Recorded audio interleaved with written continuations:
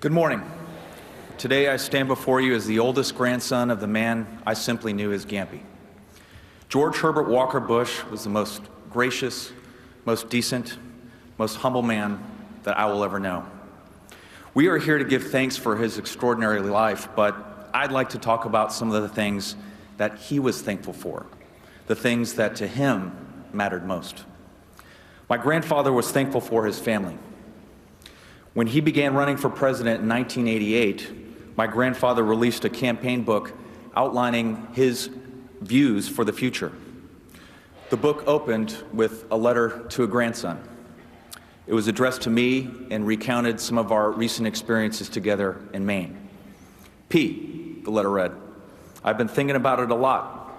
The most fun was the big rock boat, climbing out on it, watching you and Noel playing on it.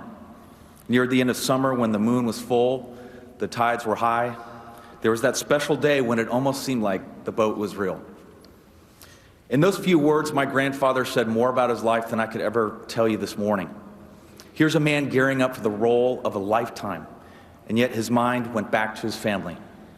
This is a book about policy issues, and yet he still found time to write about an imaginary boat that he built with his grandson. In a typical day, he'd wake up around 5 a.m. to review security briefings and grab his first coffee of the day. When the coast was clear, all the grandkids would try our best to snag a spot on the bed and nestle up between him and Ganny while they read the paper. We all grew up in awe of my grandfather, a larger-than-life figure who we'd catch fly fishing off the rocks in Maine, talking up where the bluefish were running.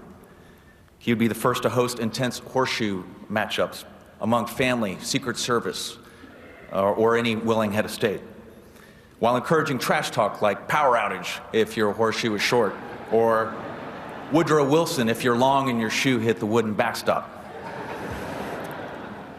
His typical spread included barbecue, tacos, tamales, pork rinds with hot sauce, with a healthy complement of Bluebell ice cream and Klondike bars. Always the competitor, each night Gampy challenged all of the grandkids to the coveted First to Sleep award.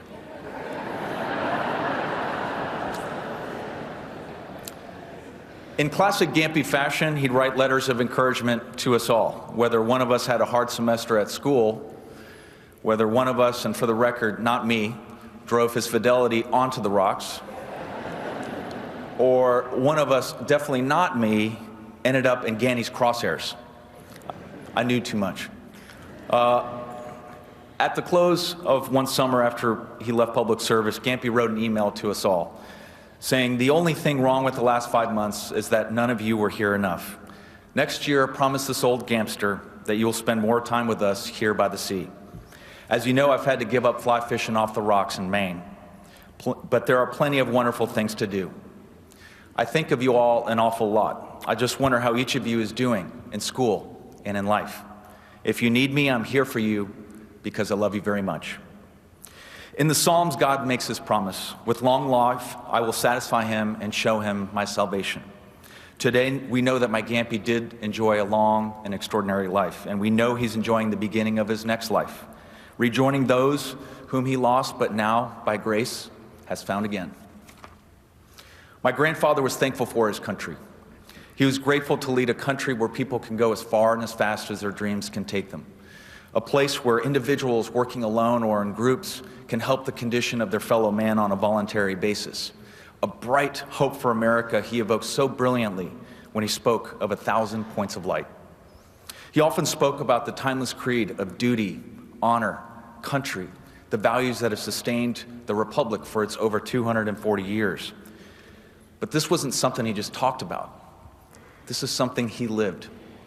Having flown 58 combat missions in the Pacific and having been shot down and rescued at sea, he never saw his own heroism as being any greater than anyone else that has worn the uniform.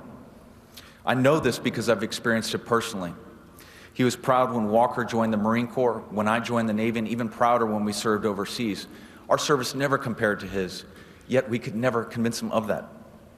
In our times together, our big, wonderful, and competitive family saw the personal goodness that led to his recognized historical greatness. He left a simple yet profound legacy to his children, to his grandchildren, and to this country: service. Undoubtedly, when the last words are written on him, they will certainly include this: that the fulfillment of a complete life cannot be achieved without service to others. You should know that my grandfather was thankful for his God.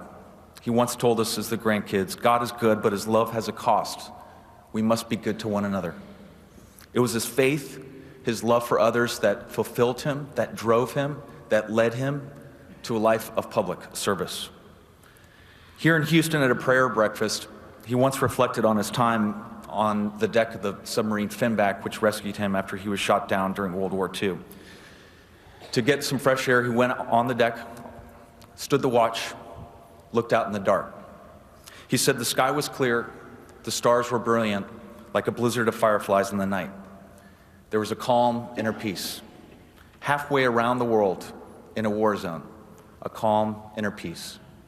God's therapy. Today, after 94 years, the heavy hand of time has claimed the life of my Gamps. But in death as in life, my grandfather has won, for he has exchanged his earthly burdens for a heavenly home and is at peace. Yes, George Herbert Walker Bush is the most gracious, most decent, most humble man that I will ever know, and it's the honor of a lifetime to share his name. God bless you, Gampy. Until we meet again, maybe out on that rock boat we built together.